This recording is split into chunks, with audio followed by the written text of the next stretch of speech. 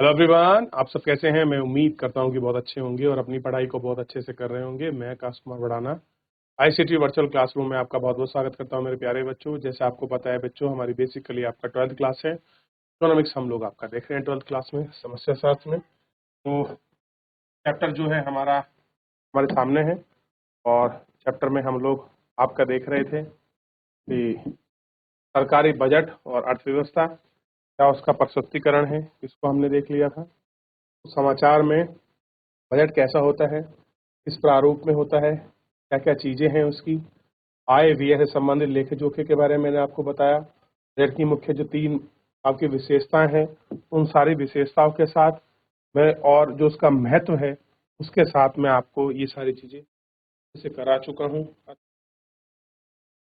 ठीक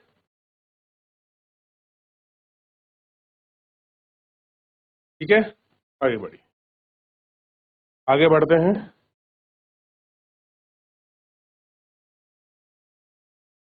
अब है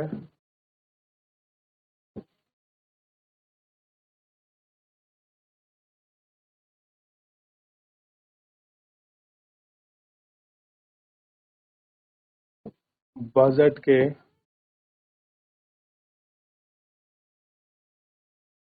अवयव या घटक, या ठीक है।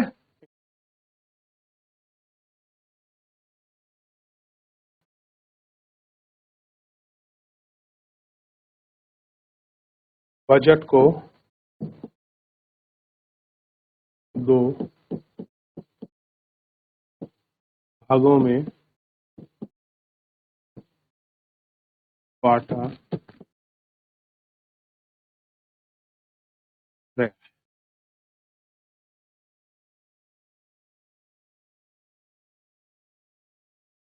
राजस्व बजट में सरकार की अनुमति,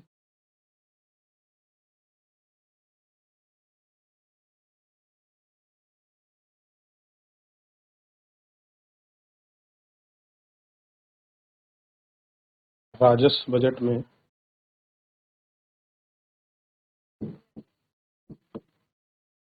सरकार की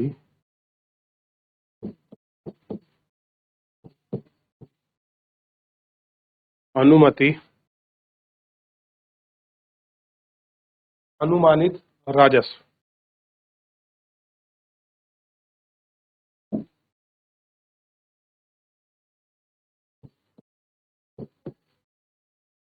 अनुमानित राजस्व, ठीक है।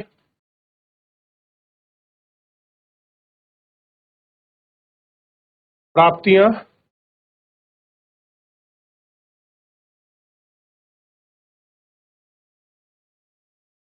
तथा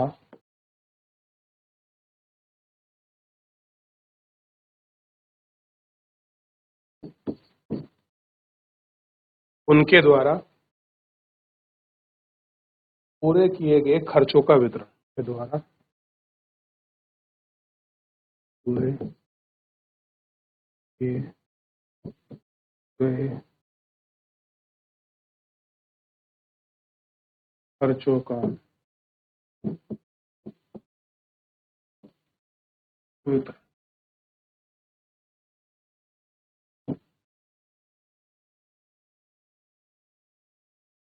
राजस्व प्राप्ति में दोनों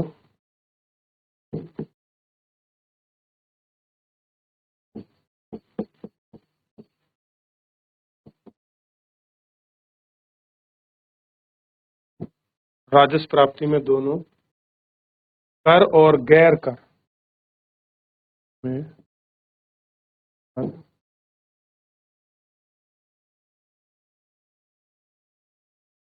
गैर कर प्राप्तियां शामिल है।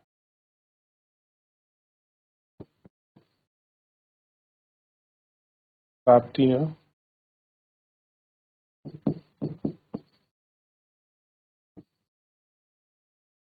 शामिल, क्लियर है दोनों को?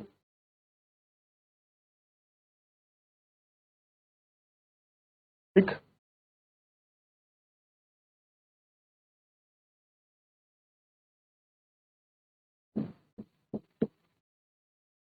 पूंजीगत बजट में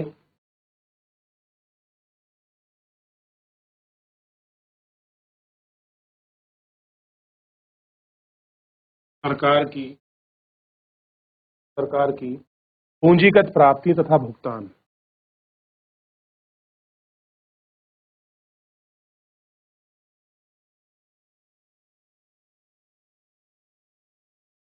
पूंजीगत प्राप्तियां तथा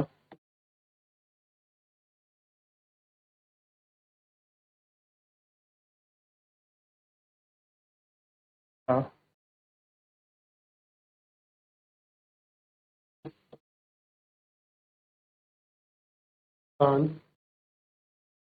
का वितरण होता है।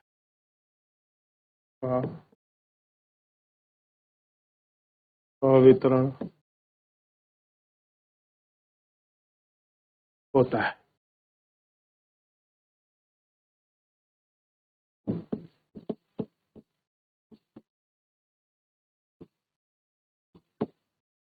सरकारी बजट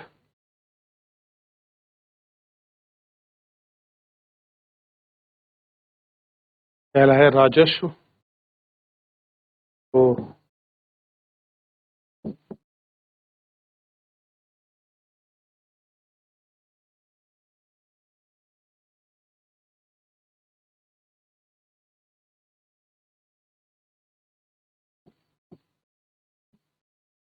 राजस्व प्राप्ति है।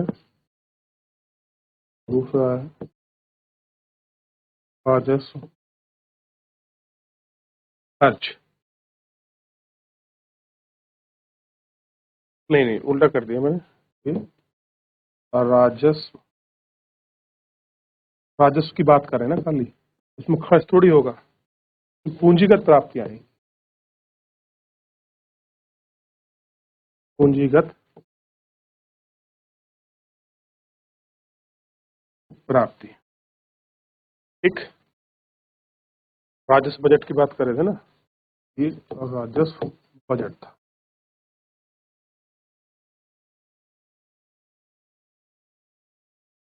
और अगला बात करेंगे हम इसमें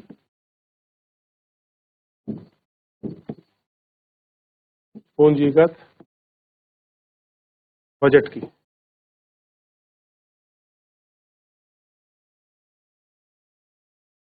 राजस्व व्यय, दूसरा देखें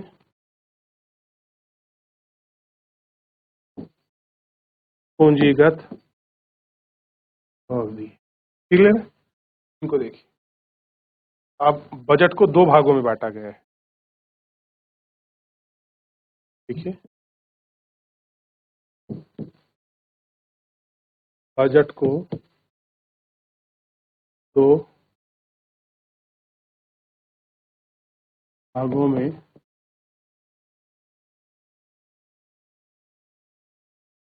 बांटा गया है। तो सबसे पहले जितना हम इसको बाद में पढ़ेंगे, तो हम बात कर रहे थे बजट अवयव और घटक की। तो बजट अवयव घटक को देखिए।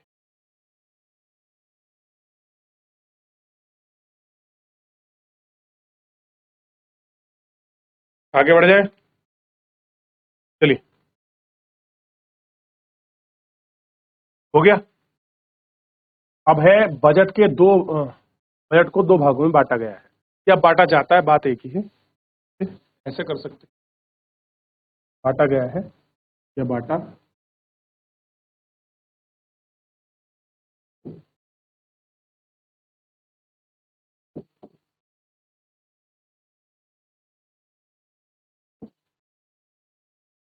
पहला है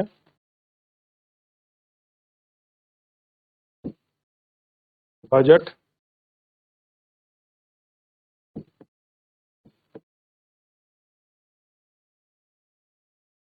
प्राप्तियां। कह रहे हैं कि इससे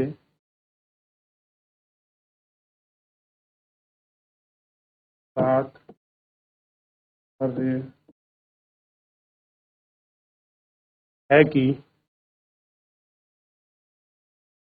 एक वित्तीय वर्ष की अवधि में एक वित्तीय वर्ष की अवधि में, अवधि मतलब कोई भी एक वित्तीय वर्ष आप ले लेंगे, सरकार के सभी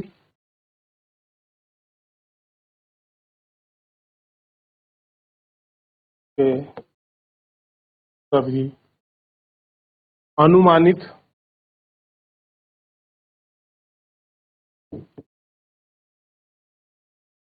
अनुमानित मौद्रिक प्राप्तियां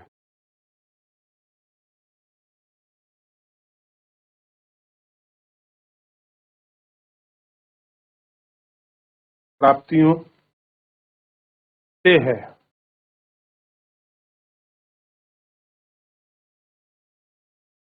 से है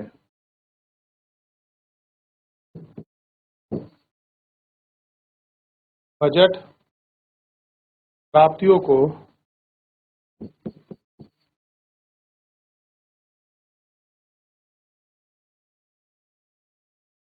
दो भागों में बांटा, दो भागों में बांटा जाता है।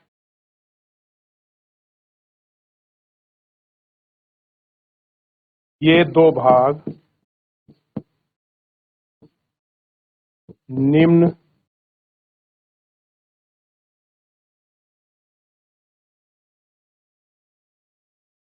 उपवर्गों में बांटेंगे या विभाजित करेंगे। वर्गों में बांटा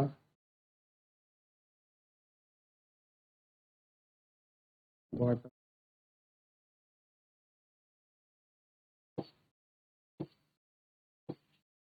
बांटा जा सकता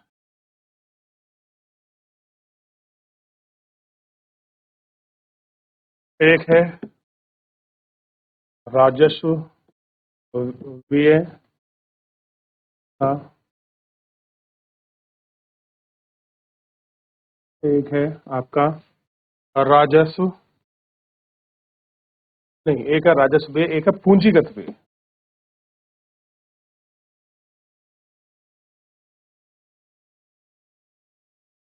पूंजीगत व्यय दो भाग में इनको बांटा जाए। और इसके बाद है बजट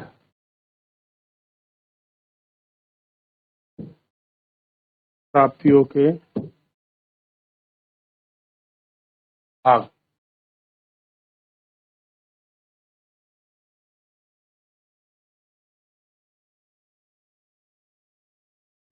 पहला भाग है राजस्व प्राप्तियां,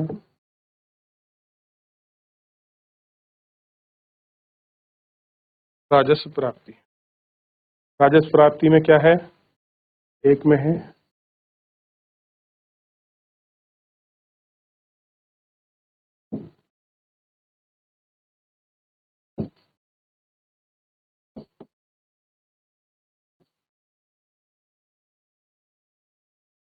एक है कर प्राप्तियां,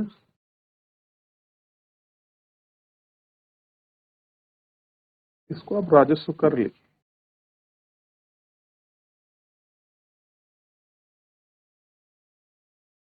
कर राजस्व, और इसी में है आपका प्रत्यक्ष कर। देख लिया। और प्रत्यक्ष कर में दो कर हैं,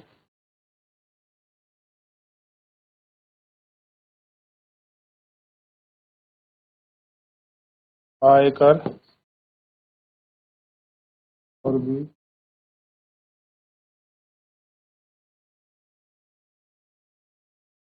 निगम कर।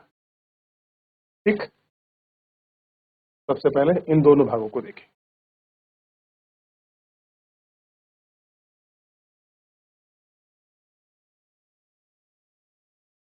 ब्रेक हो रहा है, हाँ तीसरा कटर बनाएंगे, ध्यान नहीं रहा इसमें, क्या कर लीजिएगा, टी बना लीजिए, संपत्ति कर, ठीक है। चलिए ये देख लीजिए, हो गया। इसके बाद आप प्रत्यक्ष कर देखेंगे, कुछ टैक्स ऐसे होते हैं आपके इनडायरेक्ट होते हैं, कौन से टैक्स टैक्स है, टैक्स की कैटेगरी क्या लिख देते हैं,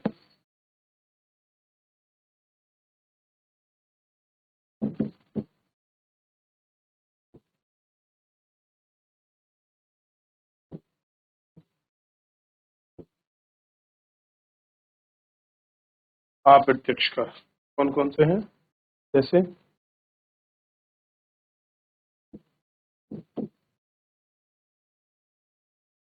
बिक्री कर,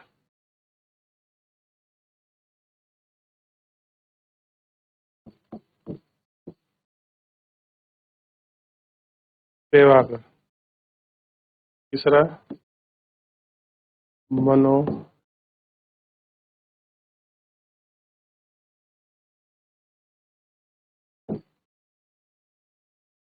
मनोरंजन कर,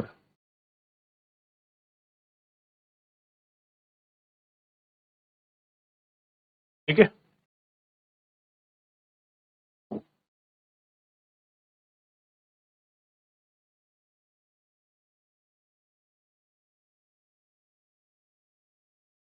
हो गया। के बाद गैर राजस्व देखें, गैर राजस्व बढ़ जाए, गैर कर राजस्व,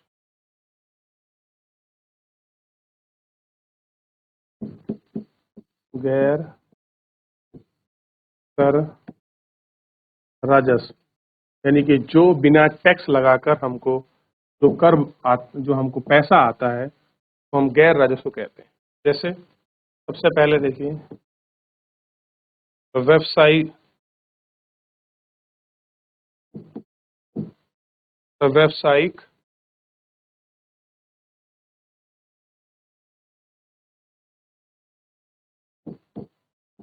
राजस्व, व्यवसायी राजस्व के अलावा है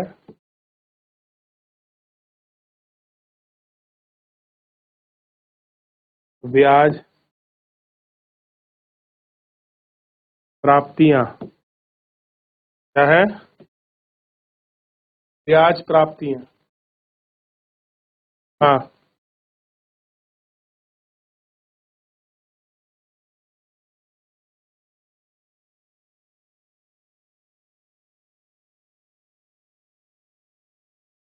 लाभ तथा, लाभ कहाँ से आएगा, जो हमारे पीएसयू कंपनी है, पब्लिक सेक्टर यूनिट है, वहाँ से आपकी हमने किसी को पैसा दे रखा है, हमको ब्याज के रूप में लाभ मिलेगा, उनसे ब्याज प्राप्ति होती है, हमको ट्रेड कर रहे हैं, भी आ रहा है, ये सब कैसा पैसा है, ये बिना टैक्स का पैसा है। तो लाभ तथा लाभांश, तो हमारा डिविडेंड हमको मिल गया, कोई चीज हमने खरीद रखी है तो उसका जो पैसा है, तो जो हमको पैसा मिलता है वो भी इसी कैटेगरी में आपका रखा जाता है। कहाँ रखते हैं उसको, लाभांश की कैटेगरी में ही रखते हैं। अगला है, किसी ने कोई अनुदान दिया, अनुदान के साथ बहुत सारे लोग आपका फीस कटाते हैं, कोर्ट की, इन चीजों की, ये जो फीस आती है ये नॉन आपका टैक्सेबल है। किसी ने लाइसेंस अप्लाई किया, उसकी लाइसेंस की जो आपकी फी होती है, क्या होती है, लाइसेंस की जो आपकी फीस है वो इसमें आती है। और लाइसेंस की फीस के अलावा जो जुर्माना लगता है, किसी पर कोर्ट या कोई आपका सरकार जुर्माना लगाती है, वो इसके अंतर्गत आता है। एज चीट इसके अंतर्गत आते हैं। ये सारी चीजें हैं जो आपका आपका गैर राजस्व है।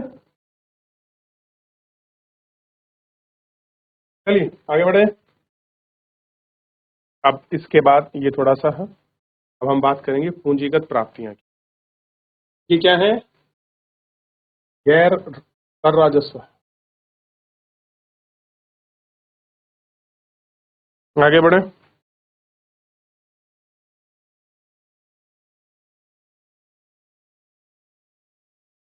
पूंजीगत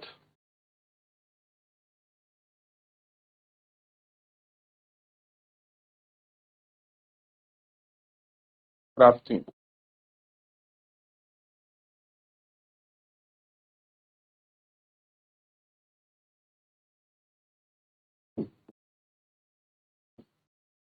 उधार एवं अन्य देयताएं। देयता।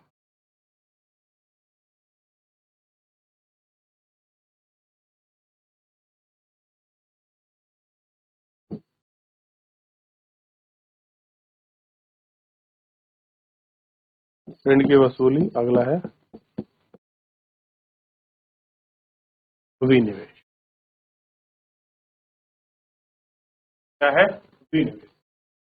मैं कुछ आपसे पूछूंगा वो आप कर पाएंगे और मैं आपको अभी दूंगा, पहले कर लीजिए, एक बार पीछे पूरा देख लेंगे।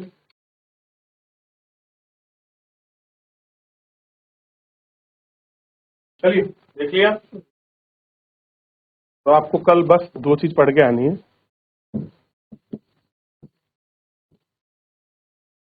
प्रत्यक्ष कर, इसे मैं कल पढ़ाऊंगा, और बी अप्रत्यक्ष कर। इसको बोलते हैं डायरेक्ट टैक्स, इसको बोलते हैं इनडायरेक्ट टैक्स। तो डायरेक्ट और इनडायरेक्ट टैक्स को घर से पढ़ के आना। फिलहाल आज के लिए इतना ही।